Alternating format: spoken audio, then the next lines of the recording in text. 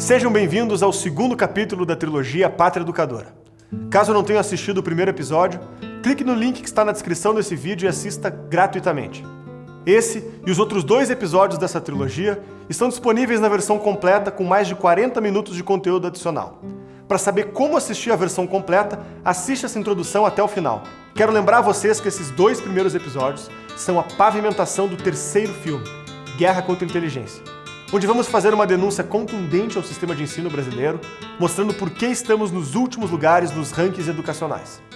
Como alfabetizam os nossos filhos, como esse dinheiro é gasto, quem são os responsáveis por tudo isso e o que estão prestes a fazer nos próximos anos se não impedirmos.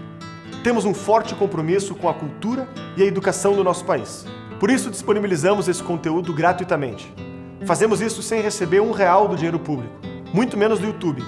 Há quem pense que ganhamos muito dinheiro com o nosso canal. Isso não passa de um mito. Produzir o material que você está prestes a assistir gratuitamente custa muito dinheiro. Essa trilogia custou mais de R$2 milhões e o trabalho incansável de 20 pessoas durante um ano. Nós decidimos abrir o jogo com você. Nós temos uma meta muito importante para ser batida. Nós precisamos de 20 mil novos assinantes ativos para financiar as próximas produções desse ano que abordarão temas urgentes para o Brasil. Não há fórmula mágica. Sem novos membros ativos, a Brasil Paralelo fecha as portas. Em um momento como esse, isso realmente pode acontecer se você não tomar uma decisão. A boa notícia é que você pode fazer muito investindo pouco. No nosso Plano Patriota, o investimento é de apenas R$10. Isso é o que precisamos para ter você do nosso lado. É você quem vai decidir se estamos no fim ou no início dessa jornada. Sua assinatura não é uma doação. Ela também concede acesso à versão completa da trilogia Pátria Educadora, com 40 minutos adicionais de duração, que acompanha um guia de estudos completo com as principais teses do documentário, um mapa mental e a lista bibliográfica. Fornece acesso ao nosso grupo de membros no Facebook e no Telegram e também permite que você participe de encontros presenciais espalhados por todo o Brasil. Além disso, todo um mês você receberá um conteúdo inédito na sua conta. Eu garanto, você nunca pôde fazer tanto com R$10. E se chegamos nesse preço, é para que ninguém fique de fora. Caso não goste do conteúdo que você assinou ou mude de ideia por qualquer motivo que seja, tem 7 dias para solicitar o seu reembolso, sem precisar de nenhuma justificativa. É a sua decisão que vai permitir que a gente exista e continue trabalhando pelo futuro da cultura brasileira. Precisamos provar que é possível. Antes de começar o filme, pause agora o vídeo, clique aqui embaixo no link da descrição, conheça todos os planos da Brasil Paralelo e torne-se membro com apenas R$10. Muito obrigado por sua atenção e por honrar a nossa confiança. Fique agora com o segundo capítulo da trilogia Pátria Educadora e até breve.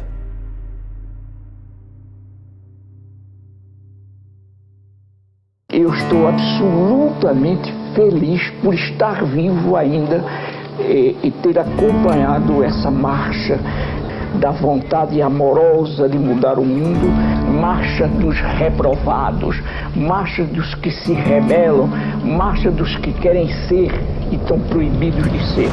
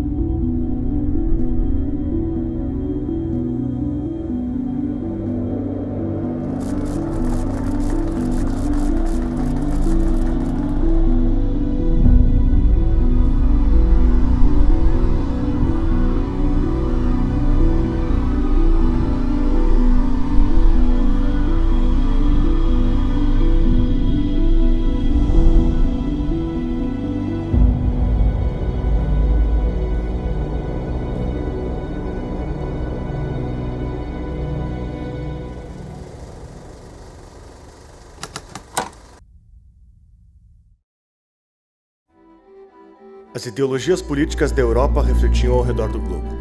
O Brasil não era uma exceção.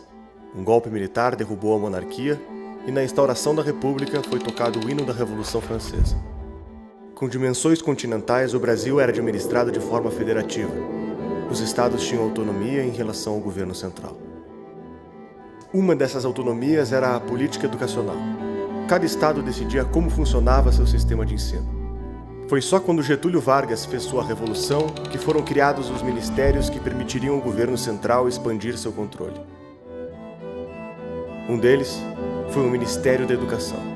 A criação de um órgão centralizador do sistema de ensino nacional traria mudanças profundas na nossa história. Pense quais são as grandes autoridades no Brasil em matéria de educação antes dessa centralização burocrática. Você tem as igrejas católicas, praticamente todo o país. As melhores escolas, elas seguiam métodos católicos, Montessori, Dom Bosco, assim por diante. E os militares. Eram as escolas mais técnicas, geralmente com uma mentalidade positivista. Só que esta mudança não era especificamente para a doutrinação, mas tentava atender demandas reprimidas que o Estado brasileiro de fato possuía, como, por exemplo, índices muito expressivos de analfabetos, índices de pobrezas, enfim. Com essas ramificações, com essas demandas, nós vamos ter ao longo das décadas de 10, de 20 e de 30 do século XX, diferentes maneiras de conseguir responder a isso. E eu gosto de dividir essas maneiras em pelo menos 3 grandes escolas, 3 linhas de pensamento. A primeira linha seria a linha católica. No governo Vargas há um ressurgimento do catolicismo brasileiro, que agora buscava espaço também na política. O movimento católico tentava reestabelecer o ensino religioso no Brasil, apagado desde a monarquia brasileira. O segundo ponto de debate, de choque, ele será organizado basicamente pelos comunistas brasileiros, que também entendiam que o Estado brasileiro tinha que atender às suas demandas.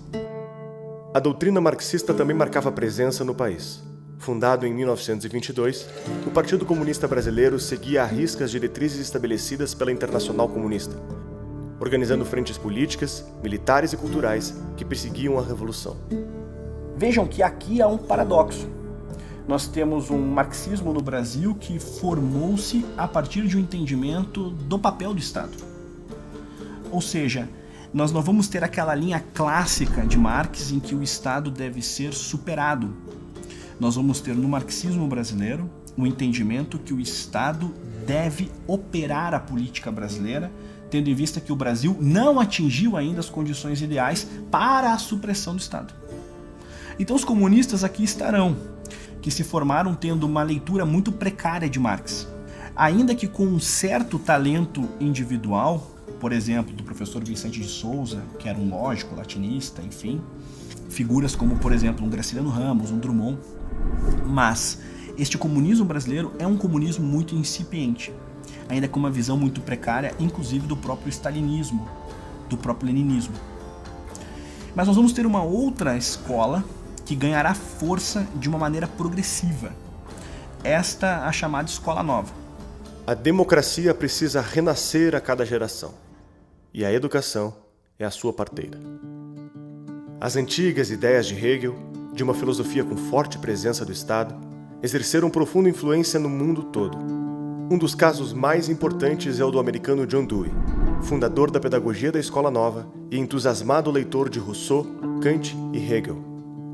Suas propostas baseavam-se numa educação pública, gratuita e laica, que prepara o país para o mercado de trabalho. Para Dewey, a educação servia para capacitar os alunos com habilidades técnicas e ensiná-los a viver adequadamente na sociedade. O John Dewey era um herdeiro da escola pragmática. Para o pragmatismo, o conhecimento praticamente não existe.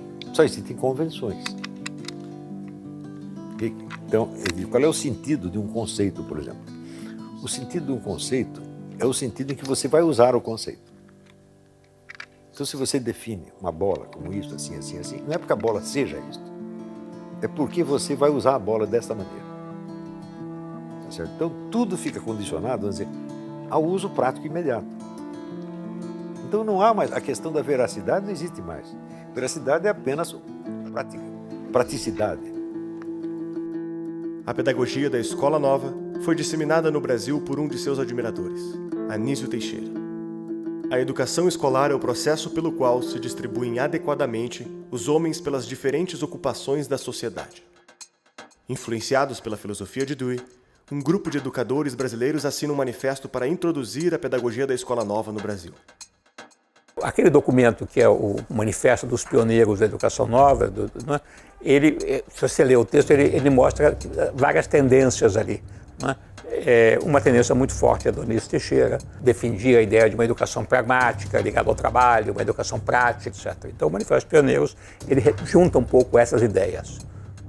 Ele é uma expressão da necessidade de uma educação pública, uma educação basicamente laica, muito diferente da concepção tradicional da igreja, que a igreja tinha uma ideia muito tradicional, você tem que ensinar filosofia, religião, latim. Então, digamos, há um conflito aí muito grande. O Anísio era percebido como uma coisa terrível, porque ele era pragmático, ele era americano. Isso era muito contra o pensamento católico. Essa escola nova se desviou muito do conhecimento do que é uma criança humana completa.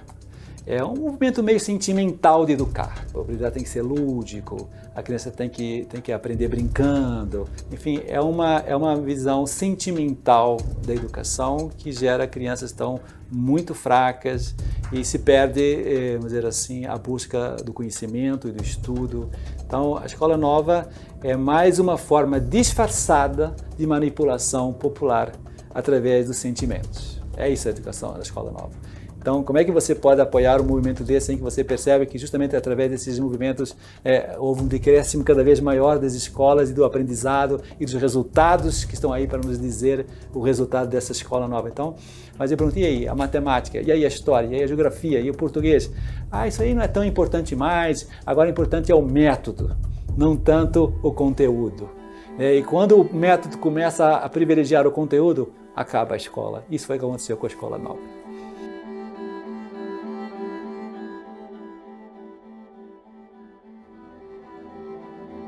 Então, nós vamos ter essas três linhas. A linha católica, a linha comunista e a linha da escola nova. Estas três linhas protagonizarão aí, pouco a pouco, com uma ou outra mudança dentro de suas linhas, digamos, norteadoras, incipientes, as suas premissas intelectuais, todos os debates, as discussões sobre o papel do Estado dentro da educação brasileira. Mas note, todas elas defendiam o papel do Estado. Eu acho que o contexto importante da criação do Ministério da Educação é um acordo que o governo de Vargas faz com a Igreja Católica, no sentido de que a Igreja Católica ia assumir o controle da educação e então ela ia dar o apoio para o governo. O Getúlio Vargas ele precisava fazer uma concessão aos católicos. Os católicos eram a imensa maioria no Brasil e eles poderiam pôr o governo abaixo e o que ele mais entendia era de se manter no poder, né? Era o forte dele. Então ele convida um católico de um movimento intelectual católico, Gustavo Capanema, para fazer parte do Ministério da Educação. Capanema é, até hoje, o ministro da Educação mais longevo de nossa história. E não há como falar sobre o Ministério da Educação sem falar de Gustavo Capanema. Capanema, quando ele assume, ele encontrou algumas demandas que eram necessárias. A primeira era de como inserir intelectuais que estavam em oposição ao período Vargas dentro da política. Então Capanema, que vai ter uma amizade de longa data com Drummond, irá chamar Drummond para trabalhar dentro do então novo Ministério da Educação. Convidará também Graciliano Ramos para trabalhar, convidará Portinari para trabalhar, enfim, comunistas clássicos do Brasil com os seus diferentes trabalhos artísticos. Eles irão conseguir atender essas demandas desses grupos bem heterogêneos. Por exemplo, o ensino religioso de fato irá voltar. Nós vamos ter, por exemplo, uma liberdade de ensino que atendia muitas das demandas dos comunistas. Nós vamos ter uma presença de um ensino técnico, como, por exemplo, atendia uma das demandas de Anísio Teixeira da Escola Nova. Ele conseguia ter esse tipo de desenvolvimento. Ele se mantém no Ministério da Educação até a saída de Getúlio Vargas, nessa primeira transição, até assumir Dutra. Quando o governo JK e mais na sequência o governo Jango se consolidam dentro do aparelho estatal, mudarão apenas os atores. Mas o teatro, de fato, ele estará ali, devidamente armado. Por exemplo, sairá Pedro Calmon e entrará a posteriori Darcy Ribeiro. Entrará a posteriori Paulo de Tarso. Mas o aparelho estatal, de fato, ali está. E é interessante citar, por exemplo, Paulo de Tarso, porque Paulo de Tarso, desfrutando de um aparelho estatal que o antecede, foi o ministro da Educação que deu a Paulo Freire a magnitude da experiência de Angicos. Com apenas R$10 por mês você se torna um membro patriota e tem acesso à versão completa da trilogia Pátria Educadora, livre de anúncios e muito mais. Entre no nosso site agora e torne-se membro.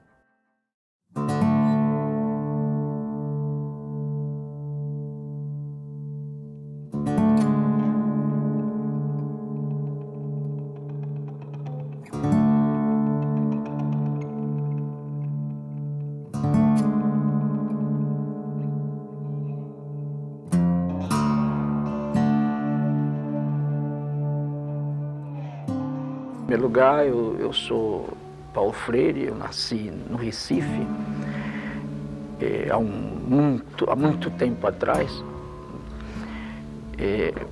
Nasci numa família de classe média, bem comportada, me sentia muito bem, muito feliz dentro da família. Na relação com meu pai, na relação com minha mãe, com meus irmãos, com meus parentes, afinal. Nasci numa casa com um quintal longo, largo, cheio de frutas e de fruteiras e de passarinhos cantando. No período no fim dos anos 20, eu nasci exatamente em 21, a minha família sofre o impacto, como outras, o impacto da grande depressão econômica de 29 e 30. E essa coisa afetou mais ou menos a vida normal da família nossa. Um pouco mais à frente, o pai de Paulo Freire irá morrer. E a alfabetização de Paulo Freire, ela será marcada por esse luto e por essa dificuldade financeira. Paulo Freire tem méritos, por exemplo, a maneira como ele conseguiu alfabetizar-se. Em vários segmentos, ele serve como um exemplo de esforço humano. A maneira como ele entrou na faculdade, a maneira como ele conseguiu graduar-se na faculdade de Direito. E dentro desse itinerário, ele será convidado para ser professor de português. E a partir desse convite, ele irá descobrir como exercer a pedagogia, de como lecionar. Mas como Paulo Freire parou em Angicos? Como de fato este homem que nasceu pobre um dia foi descoberto por um presidente da República e vai ter lançado uma iniciativa com tamanho prestígio já ao seu tempo. Paulo Freire, dentro do SESI, ele começará a lançar essas teses, essas experiências sobre desenvolvimento pedagógico. Ele vai chamar a atenção de um deputado federal no Rio Grande do Norte e ele será convidado a desenvolver uma política de alfabetização de adultos. E a partir desse desenvolvimento ele vai para Angicos. Em Angicos, uma pequena cidade no sertão do Rio Grande do Norte, à beira da antiga estrada de ferro, começaram uma revolução. É uma revolução de verdade, séria, bem organizada. Sua primeira fase durou apenas 40 horas. O alvorecer de autêntica reforma de base que está repercutindo em todo o Brasil e que possivelmente logo envolverá o país inteiro. Angicos é uma cidade típica do Rio Grande do Norte, onde mais de 75% dos adultos vivem e morrem na pobreza e no analfabetismo. E entre os restantes, grande parte só sabe ferrar o nome na hora de votar, incapaz de ler o que escreveu. A Revolução de Angicos foi iniciada para acabar com o analfabetismo, o problema básico do Estado. Para tirar do escuro aquela gente. Voluntários sacrificaram as férias e o conforto de Natal para começar o processo revolucionário da educação. Vieram ao sertão para ajudar a salvar o Brasil com honestidade.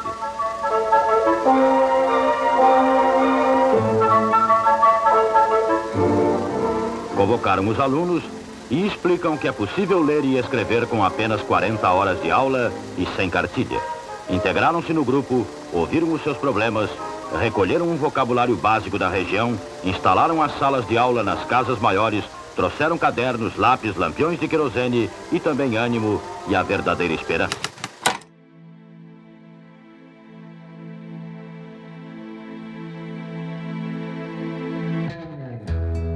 E dentro dessa situação, Paulo Freire vai ter aí alcançado o nível de expressão pública em 63 e 64, que já o tornara de fato um protagonista da política brasileira.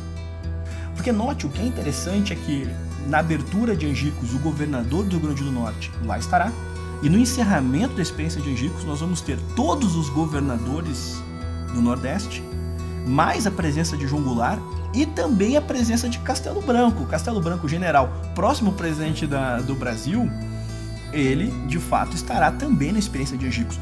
Nós temos ali o aparelho estatal já constituído e início do ano de 64, em janeiro, a consolidação do chamado Plano de Alfabetização embasado nas teses de Paulo Freire. Castelo Branco viu isso e já atento não só à Política Nacional de Educação do governo Jango, desenvolvida em janeiro de 64, mas ele já percebeu, aqui nós temos um problema.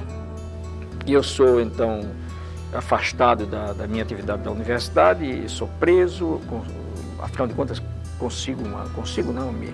me aposentam quando eu não tinha nem tempo de serviço, nem doença, nem queria me aposentar, e eu fui aposentado sem consulta nenhuma.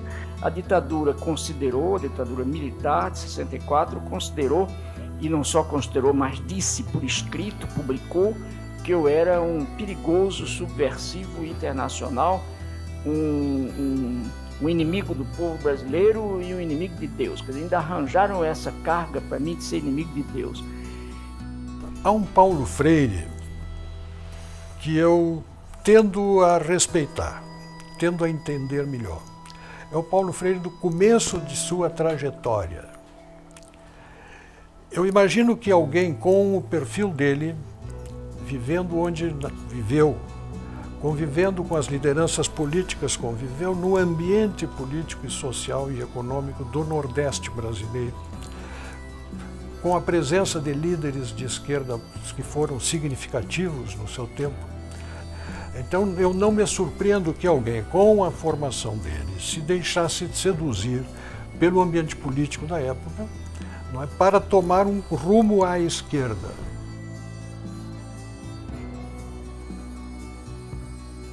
Entre em nosso site e saiba como ter acesso às entrevistas e cursos exclusivos. A partir de R$10 você já pode se tornar um membro da Brasil Paralelo. Contamos com você. Durante o exílio de Paulo Freire, acontecimentos do outro lado do globo tiveram forte influência sobre a sua pedagogia. Por milhares de anos, a China viveu um sistema de divisão de castas.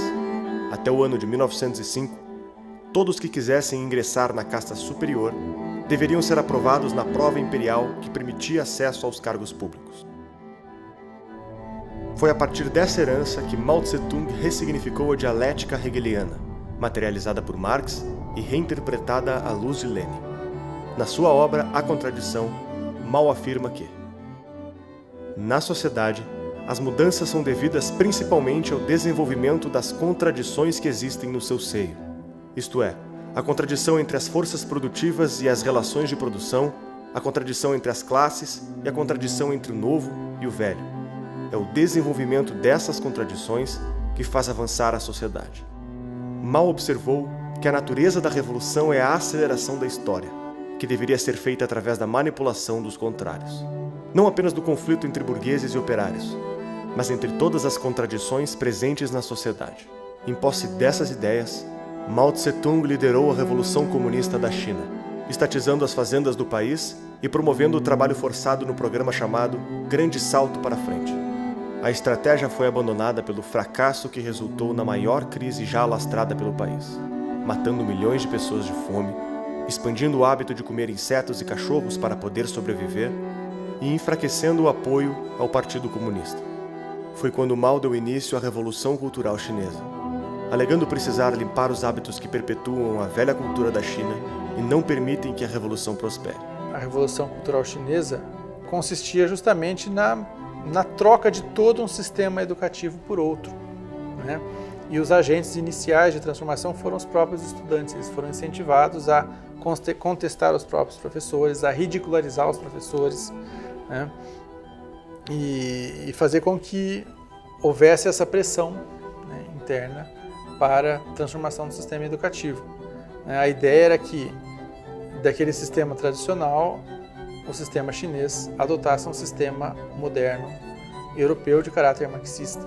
A ideia era manter o fervor popular, perseguindo professores, intelectuais e dissidências do partido. As escolas e os professores foram acusados de fazer forte apologia à cultura tradicional e ocidental. Todos os ambientes da sociedade precisavam ser transformados em um campo de reeducação, para que a ideologia pudesse entrar na alma de todos os chineses e ninguém ficasse de fora do programa do Partido Comunista. Mao intensificou o terror da sociedade. Escolheu como seu primeiro instrumento de terror jovens das escolas e universidades. Em 18 de junho de 1969, muitos professores e funcionários da Universidade de Pequim foram arrastados diante da multidão e maltratados. Seus rostos foram pintados de preto e puseram chapéus de burro em suas cabeças. Forçaram-os a ajoelhar, alguns foram espancados e as mulheres sexualmente molestadas. Episódios semelhantes se repetiram em toda a China, provocando uma cascata de suicídios. Esses eventos tiveram uma grande influência mundial. O Partido Comunista Francês chegou a declarar apoio à Revolução Cultural da China.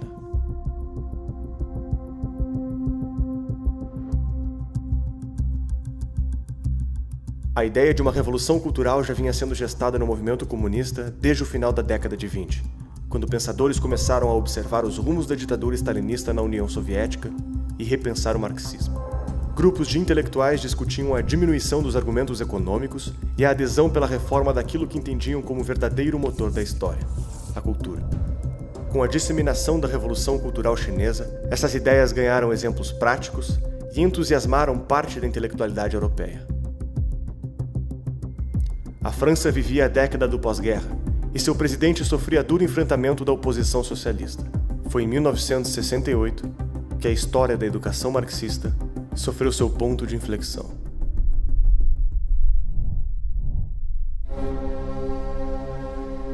Por volta das 9h30 da noite, mais de 20 mil alunos se reúnem nas ruas de Paris.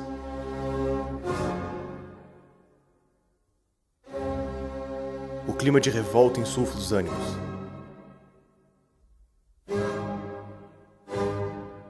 Barricadas estão erguidas. A polícia ronda os estudantes. E às 2h15, o conflito começa. Gás lacrimogêneo, coquetéis Molotov e pedras voando transformaram a noite das barricadas em um marco histórico.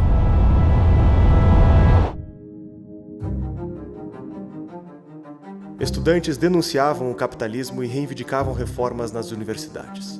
Em pouco tempo, as pautas cresciam e motivavam protestos cada vez maiores. Acalorados debates de intelectuais e militantes começavam a dividir ideologicamente os protestos. Estudantes começam a exigir a renúncia do presidente e a convocação de eleições gerais. Em poucos dias, Paris transformou-se em um palco de confronto entre policiais e manifestantes, paralisando milhões de trabalhadores numa greve sem precedentes. Um dos símbolos do protesto foi o Livro Vermelho de Mao Tse-tung. Estudantes inspiravam-se na Revolução Cultural Chinesa, onde o governo usou massas de jovens como tropa de choque contra os adversários do regime. Os acontecimentos tornaram-se um marco histórico, amplificando a ideia de que a verdadeira infraestrutura da sociedade não era os modos de produção, mas a cultura, que seria a nova linha de frente do movimento socialista. Eu era professor em Nanterre, em 1968. Eu era professor do Combandi, que hoje é deputado pelos Verdes na Alemanha.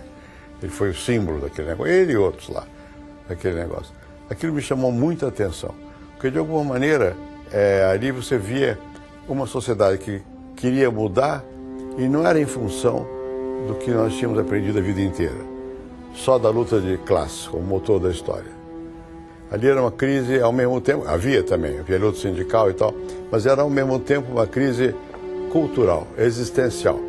Eu estava vindo do Chile naquela época, onde era Guevara que predominava, né, guerrilha, o anti-imperialismo, a luta de classe. E na Terra não era nada disso, é proibido proibir. O amor é livre. eram temas existenciais. E nos desfiles pelas ruas de Paris, andavam com a bandeira negra. A bandeira negra é a bandeira anarquista. Eles nem sabiam o que era. E a Internacional Socialista Comunista diz assim, de pé ou famintos da terra. Eles cantavam isso. Nanterre ficava situada na zona rica da França, perto de Sezème, que é um quartier rico de Paris. Então não tinha nada a ver. Mesmo os trabalhadores que fizeram greve também, na França, não eram os trabalhadores esquálidos da América Latina, eram gordinhos. E cantavam de pé ou famintos da terra. Havia uma certa desconexão. Desta época, não restou apenas a história, mas toda uma nova era das ciências sociais. Até hoje, os pensadores envolvidos direto ou indiretamente com Maio de 68 são autores prestigiados na academia, que lideram a produção intelectual das universidades brasileiras e inauguram uma bibliografia absorvida pelas nossas instituições de ensino.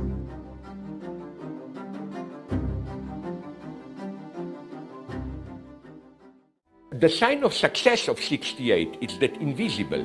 We don't even perceive it as 68. It's simply part of our customs.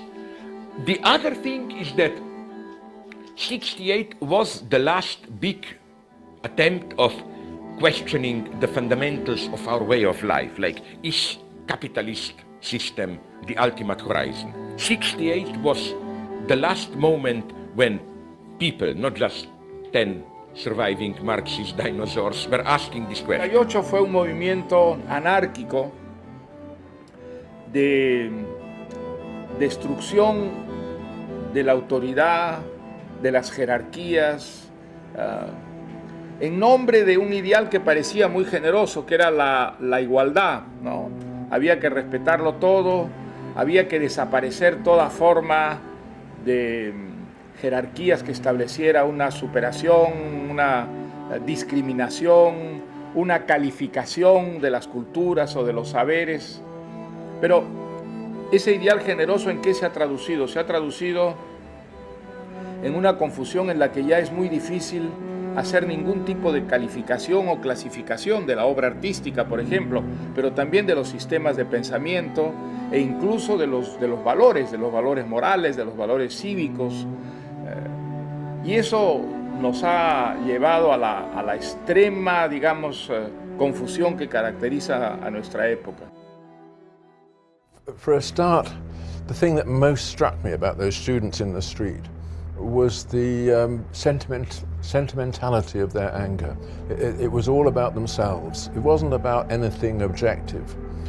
Here they were, the spoiled middle-class baby boomers who'd never had any real difficulty to cope with, shouting their heads off in the street, burning the cars belonging to ordinary proletarians whom they pretended to be defending against some imaginary oppressive structures erected by the bourgeoisie. The whole thing was a complete fiction based on the antiquated ideas of Karl Marx, ideas which were already redundant in the mid-19th century. They were enacting out, if you like, a self-scripted drama in which the central character was themselves.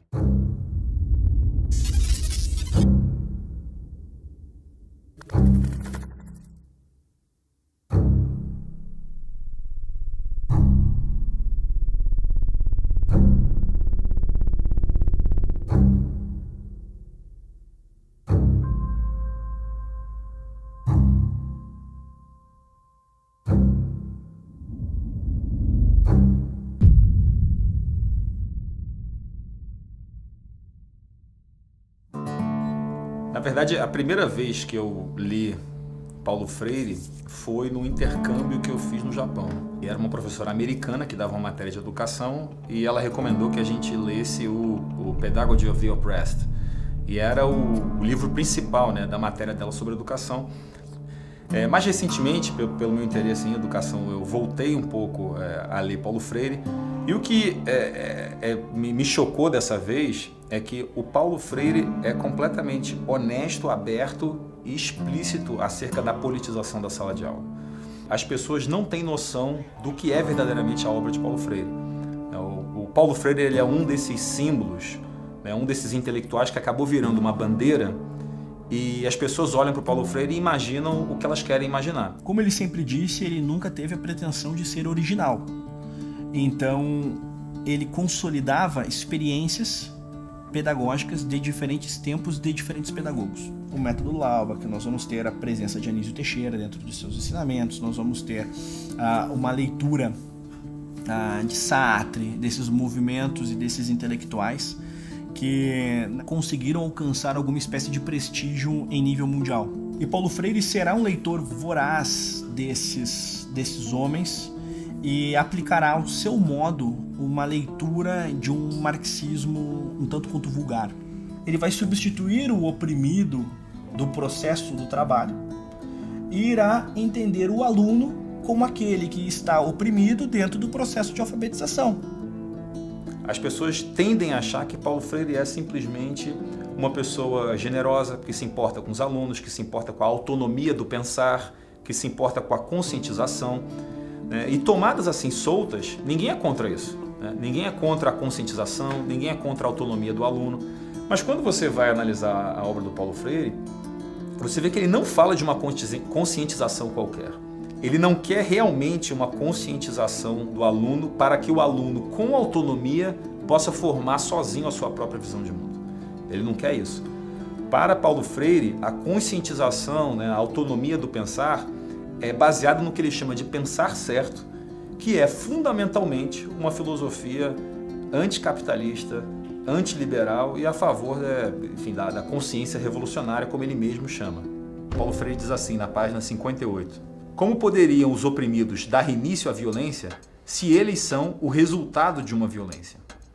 Se você descreve a ordem capitalista como uma ordem de opressão e de violência, você está, não é nem indiretamente, diretamente você está dizendo que a violência contra essa ordem é uma legítima defesa.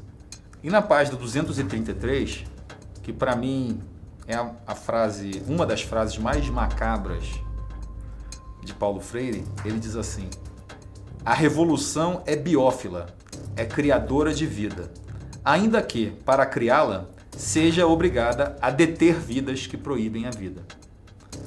Então a revolução ama a vida, mas de vez em quando você precisa tirar umas vidas. Mas não é qualquer vida, só que proíba a vida. E quem vai dizer? A revolução. Por isso que eu chamo a pedagogia do oprimido como mini manual do guerrilheiro educador. Porque é Marighella falando. Marighella não escreve, fosse escrever sobre educação, não escreveria diferente. E aí, ele começa a falar do Che Guevara, né, que Che Guevara teve de lidar com isso, né, com pessoas que saíram, desertaram a guerrilha e foram denunciadas. Ele diz assim, na página 231, algumas vezes no seu relato, ao reconhecer a necessidade da punição ao que desertou para manter a coesão e a disciplina do grupo, reconhece também certas razões explicativas da deserção. Uma delas, diremos nós, talvez a mais importante, é a ambiguidade do ser do desertor, né? Essa coisa do cara que quer lutar, mas na verdade tem a sombra do opressor dentro de si próprio, e aí o cara, na verdade, ele não sabe o que ele quer de verdade.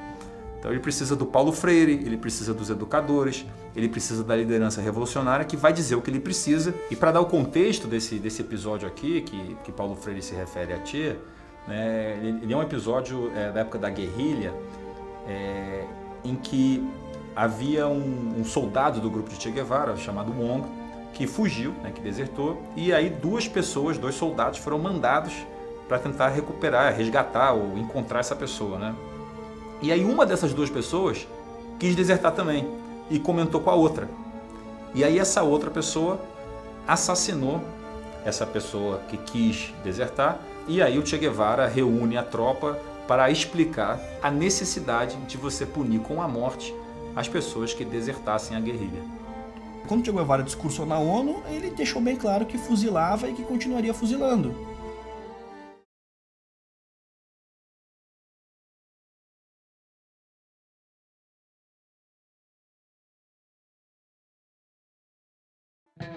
Para Paulo Freire, todavia, Che Guevara foi definido como um sinônimo de amor. Isso é muito interessante porque ele com uma formação católica, ele sabia muito bem, que ele não era ignorante nesse aspecto, que Deus se definiu como amor. Nós vamos encontrar em uma das cartas a João que Deus se define como o amor. Se Che Guevara é sinônimo de amor, logo Che Guevara é sinônimo de Deus, Paulo Freire. E uma vez que ele era um neomarxista à brasileira, um marxista vulgar, nós vamos entender que para Paulo Freire a assimilação do marxismo era justamente nesse tipo de característica, ou seja, uma característica messiânica, em que aqueles que atuam na praxis, eles atuam dotados de poderes que os fazem transcender. Imagina a pessoa que de fato, a pessoa muito machucada pela vida, que trabalhou lá na construção civil, que trabalhou numa fazenda, ela chega para uma escola e ele vai usar justamente os termos ligados à profissão da pessoa para ensinar as palavras. É uma técnica para depois ele ficar dizendo o seguinte: você tem um chefe, você tem alguém interessado, alguém que está te explorando, e ele vai ensinando o marxismo de baixo nível, né? Eu não sei nem se Paulo Freire leu muito Marx, não. O que são as palavras geradoras? Exemplo, eu pego a palavra tijolo e eu coloco em um quadro. Tijolo.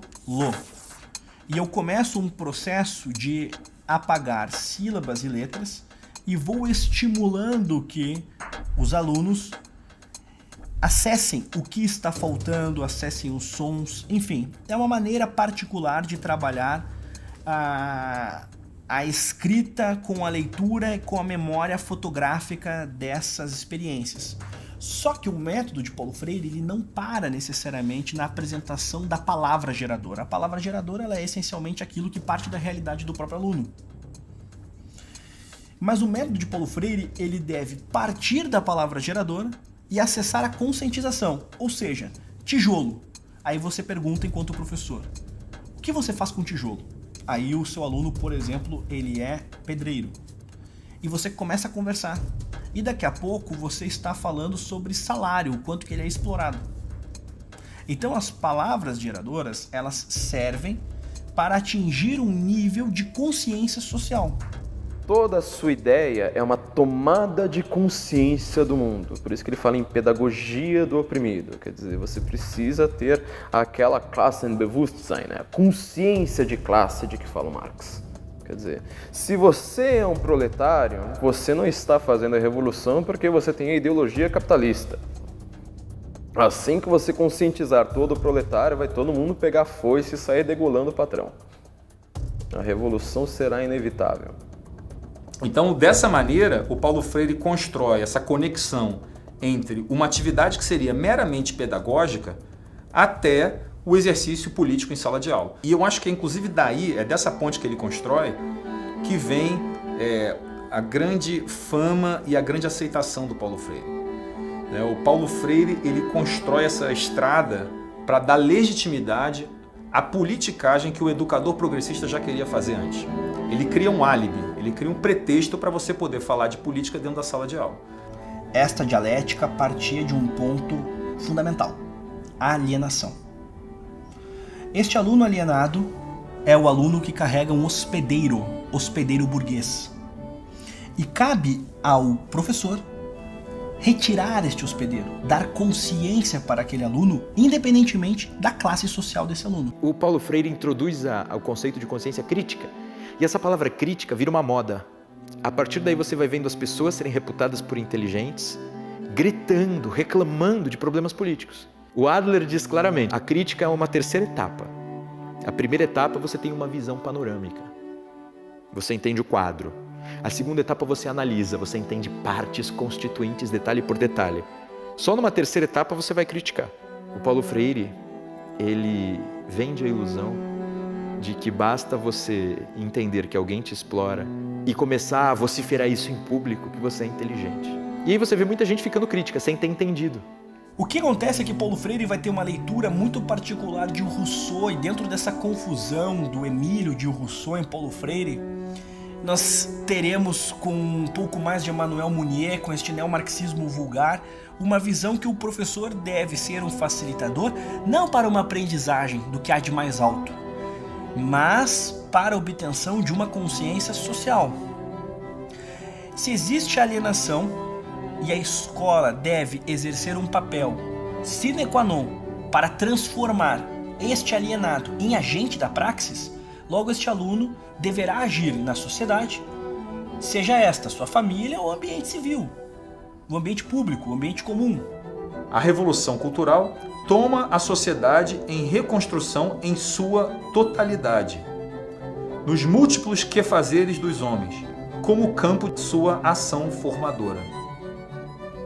Você vê que a revolução cultural, para reconstruir a sociedade em sua totalidade, isso aqui é o típico pensamento totalitário. Paulo Freire vai ter citado o Mao Tse Tung na Pedagogia do Oprimido, quando ele vai ter ali manifestado certo entusiasmo com práticas da Revolução Cultural Chinesa.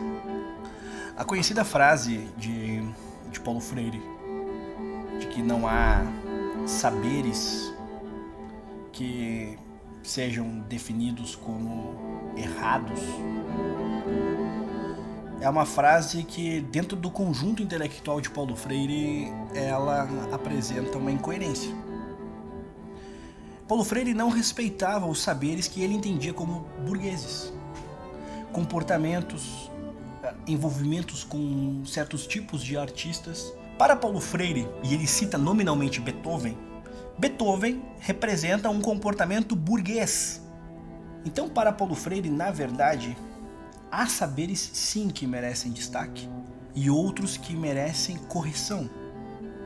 Esta é a frase correta. Mas pensemos, como é que um pedagogo apresenta que tudo vale? Se todo saber é válido, qual o sentido de um professor? Qual o sentido de você exercer uma pedagogia? A educação paulo-freiriana não aceita que você diga, por exemplo, que o rapaz que fala Flamengo está errado. Né? Você não pode, porque você está impondo a sua cultura classista. Isso é a pedagogia do oprimido. Né? O oprimido é o aluno. Ora, se há um oprimido, tem um opressor. Quem é o opressor? O professor. Então você não tem meios de você se desaculturar. Você fica preso. Apareceu aquele cretino do Marcos Banhos dizendo, não, você tira uma gramática igual para todos é antidemocrático. Bom, é uma gramática para cada classe social. Você aprende aquela gramática, sua classe social fica preso ali o resto da sua vida. Você não consegue falar com o cara da outra classe social. E você cria uma estratificação social hierárquica, invencível, e você acha que isso é democrático? Para mim, isso é o contrário da democracia. O Paulo Freire criou uma estratificação social invencível. Se você nasceu filho de pedreiro, é para você ficar pedreiro o resto da sua vida. Você se inscreve no Partido Comunista e continua pedreiro.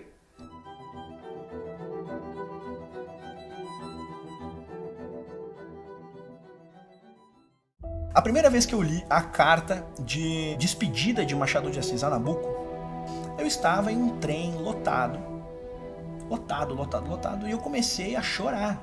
Com o transporte brasileiro, com todos os seus problemas. A beleza da literatura é esta, faz com que você transcenda. Você não está necessariamente naquele lugar, você está naquele momento no leito de Machado de Assis. Para Paulo Freire, você não deve encarar a literatura dessa maneira. Você deve encontrar na literatura explicações sobre a sua realidade, ou seja, há um realismo que empobrece a linguagem, a literatura, o imaginário. Então, se você já nasceu pobre, você já nasce, dependendo do contexto, sem saneamento básico. E você tem um pedagogo que determina que a sua vida deve ser restrita àquilo. Então você nasce com cheiro de esgoto, você vai para a escola e vai refletir sobre o cheiro de esgoto. Você vai ter passado anos sobre o cheiro de esgoto. E a sua vida vai ser pautada apenas sobre o cheiro de esgoto. E veja, eu não defendo uma pedagogia que aliene o aluno. Muito pelo contrário. As intenções da Revolução Cultural Chinesa estavam expressas na pedagogia de Paulo Freire, que buscava transformar as escolas em um ambiente de consciência revolucionária.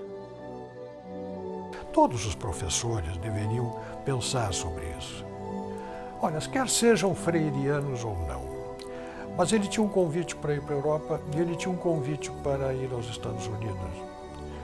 Ele foi aos Estados Unidos, em Harvard, e dessa experiência de um ano, numa das 2 melhores universidades norte-americanas, ele se refere dizendo que esteve na toca do bicho. Como pode ser educador uma pessoa que visita uma universidade como Harvard e diz que esteve na toca do bicho. Como que uma pessoa com esta incapacidade de ver a realidade, de reconhecer aquilo que é bom, aquilo que produz bom resultado, aquilo que agrega conhecimento, e continua vendo a educação com os mesmos olhos e chama de toca do bicho, como se ali estivesse o fator de destruição do quê, Paulo Freire? Do quê? Vou aqui apresentar 2 empregos que Paulo Freire teve durante seu momento de exílio, que são os seus grandes empregos. Um deles para o Conselho Mundial de Igrejas e o outro que ele vai ter trabalhado para a Unesco. No Conselho Mundial de Igrejas, Paulo Freire teve a oportunidade de percorrer diferentes países. Ele fez mais de 100 viagens, disseminando o seu pensamento, tendo obras traduzidas, tendo a oportunidade de utilizar países africanos para aplicar o seu método. Mas note, aqui nós temos já um ponto que explica, em alguma medida, o próprio prestígio internacional de Paulo Freire. Porque note, Paulo Freire não foi um intelectual que foi conhecido por alguém da academia norte-americana, por exemplo, e a partir dessa experiência literária, textual, intelectual, este começou a propagá-lo. Paulo Freire não teve esse itinerário um pouco mais, digamos, tradicional. Paulo Freire, ele, de uma maneira um tanto quanto arbitrária pelo próprio Conselho Mundial de Igrejas, começou a viajar vários países com as suas obras traduzidas, com auditórios preenchidos, com espaços em salas de aula, com uma entrada pela porta da frente em várias universidades. Enfim, Paulo Freire, ele foi alguém que chegou pronto nesses espaços. Não foi alguém que foi descoberto. Uma vez que Paulo Freire, neste final de década de 60, década de 70, está se popularizando dessa maneira, o brasileiro médio recebia tudo isso, todos esses louros, esses títulos, de uma maneira muito eufórica. Afinal, é um brasileiro sendo reconhecido do mundo. Esse viralatismo que nos acompanha já há muito tempo em diferentes figuras.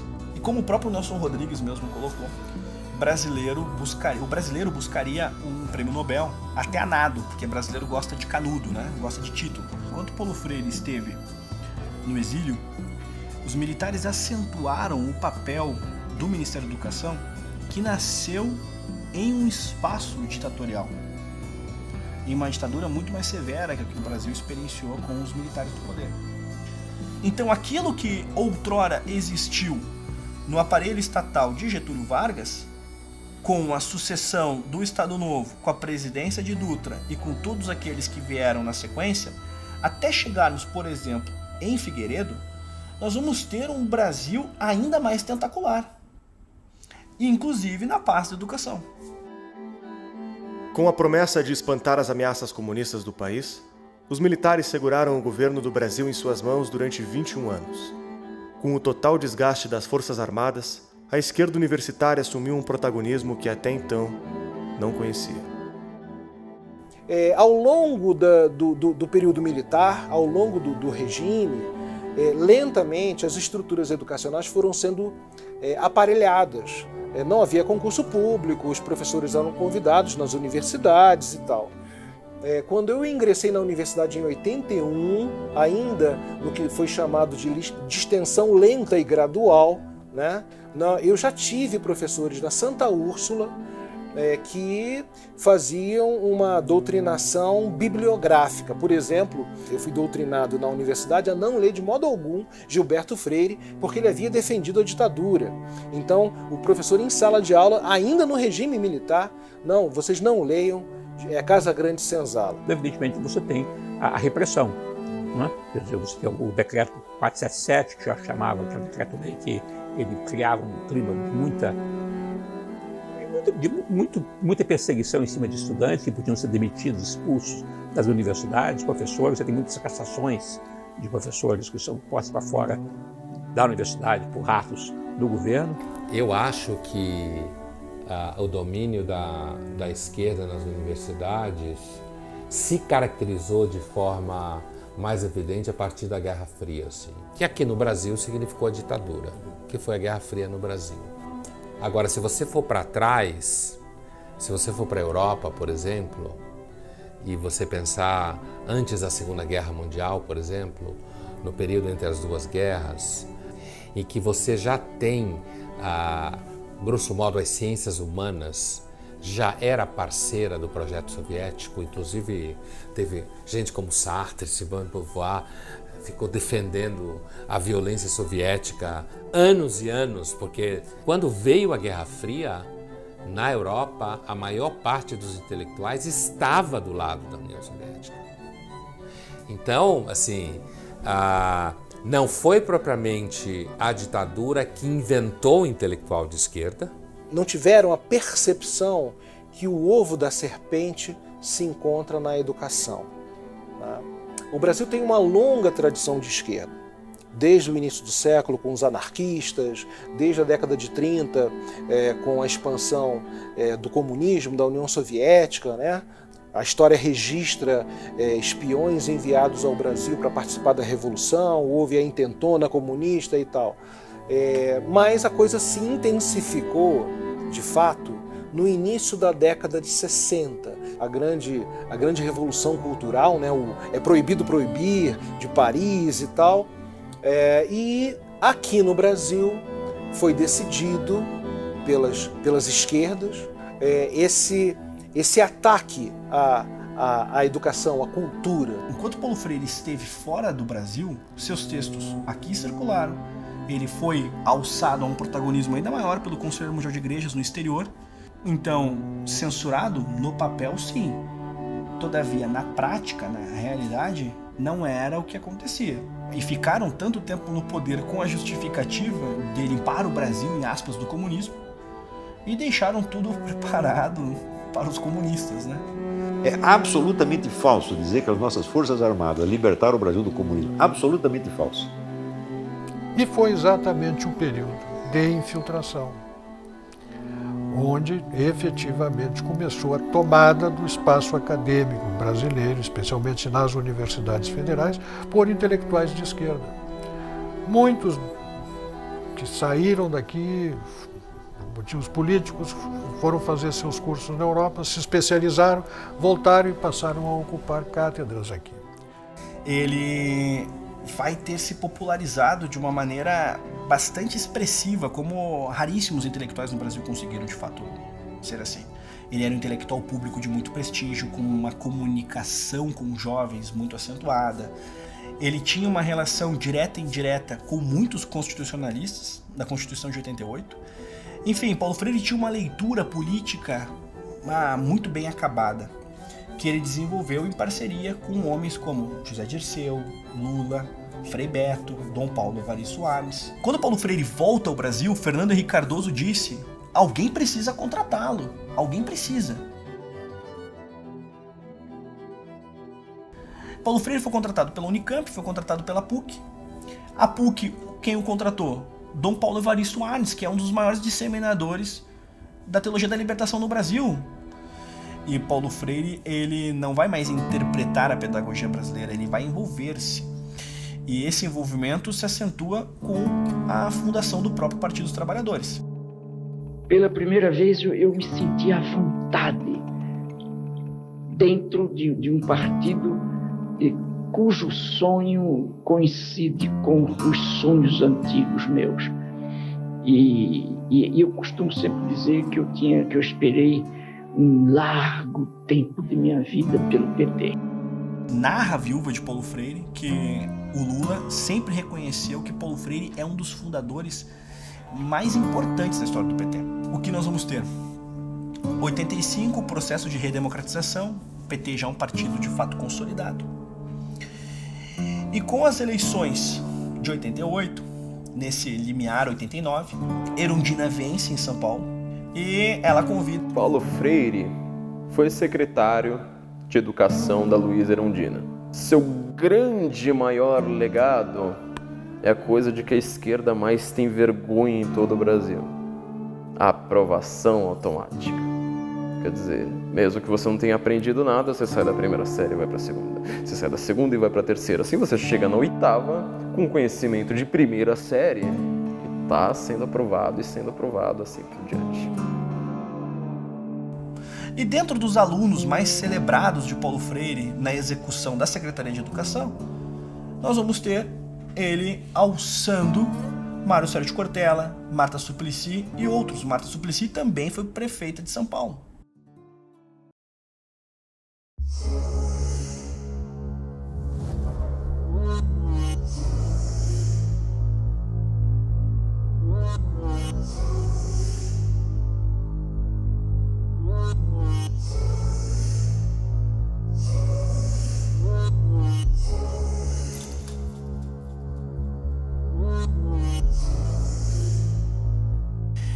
Bem, Paulo Freire morre em 1997 e muito importante que se diga que, diferentemente de outros intelectuais brasileiros, Paulo Freire não se retratou.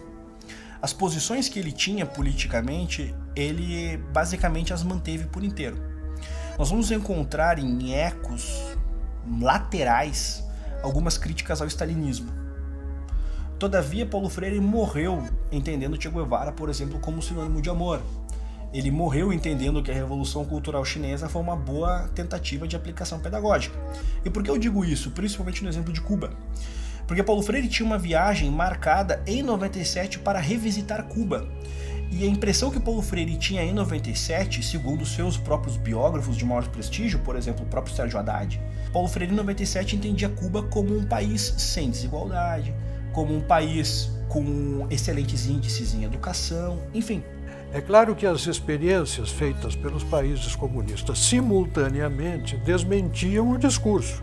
O que eu não entendo é que, passado tanto tempo, esse discurso e essa personagem continue a mobilizar, a inspirar e se tenha transformado em um mito dentro da educação brasileira, um ser quase, uma divindade quase intocável. Não? Escrever contra Paulo Freire suscita iras cósmicas. A última obra escrita por Paulo Freire, ainda em vida, foi Pedagogia da Autonomia, que em um intervalo de menos de 10 anos já ultrapassava quase 700 mil cópias vendidas. Ele diz assim: não posso proibir que os oprimidos com quem trabalho numa favela votem em candidatos reacionários, mas tenho o dever de adverti-los do erro que cometem, da contradição em que se emaranham. Votar no político reacionário é ajudar a preservação do status quo. Sou professor a favor da luta constante contra qualquer forma de discriminação, contra a dominação econômica dos indivíduos ou das classes sociais. Sou professor contra a ordem capitalista vigente, que inventou esta aberração, a miséria na fartura. Ainda nesse tema de que o professor deve trabalhar a conscientização e deve ser o exemplo também dessa conscientização, Paulo Freire diz o seguinte: que podem pensar alunos sérios de um professor que, há 2 semestres, falava com quase ardor sobre a necessidade da luta pela autonomia das classes populares e hoje, dizendo que não mudou, faz o discurso pragmático contra os sonhos e pratica a transferência de saber do professor para o aluno? Vamos analisar. Primeiro ele fala assim: o que os alunos podem pensar de um professor que falava com ardor sobre a necessidade da luta pela autonomia das classes populares? Aí vamos parar aqui. O que o professor está fazendo em sala de aula falando sobre a necessidade de luta das classes populares? Esse é o primeiro ponto, né?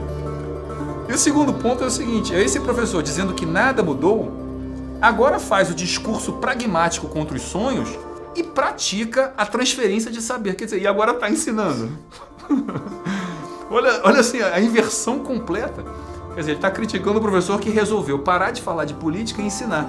Se você for ler o Paulo Freire com atenção, né, esses pontos dele, né, de conscientização contra a ordem capitalista, de promoção de consciência revolucionária e tal, esses pontos são tão explícitos, são tão abertos, que você fica pensando assim, por que isso foi dito dessa maneira tão aberta? Né? E eu não tenho certeza sobre isso, mas tem algumas hipóteses. E uma delas é que Até recentemente no Brasil, você praticamente só tinha um consenso de esquerda, né, no meio político e cultural. Então, com isso, muito do que o Paulo Freire fala, eu tenho a impressão de que ele não se via como um ideólogo fanático, como ele realmente é. Ele não se via assim, ele se via simplesmente como o bom senso. Existe a esquerda, que é o bom senso, e existe o resto, que é a malvadez neoliberal, como ele chama, né? Que são os capitalistas, que são os exploradores.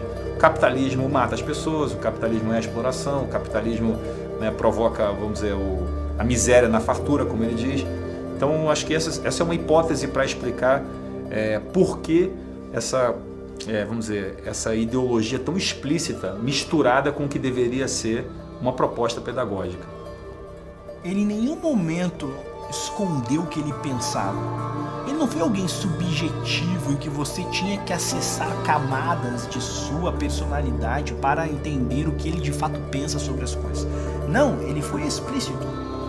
E note, Fernando Gabeira, Ferreira Goulart e outros arrependeram-se daquilo que defenderam nas décadas, por exemplo, do período militar, em vários aspectos, e afirmavam que o período militar, vários revolucionários de esquerda queriam o quê? A ditadura do proletariado.